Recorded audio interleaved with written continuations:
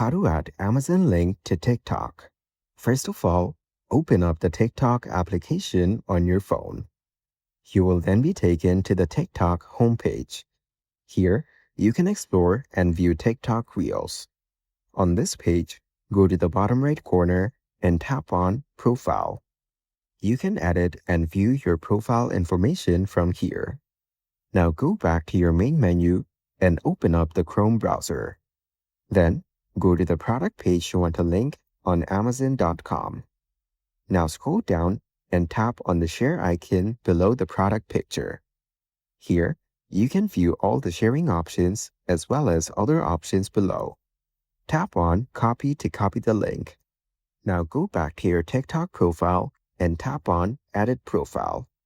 Here, you can edit your information such as your name, photo, username, bio, etc.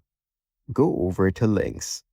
Select the page you want to link to TikTok, for example, website. Here, paste the Amazon link you just copied. Then tap on Save at the top right corner.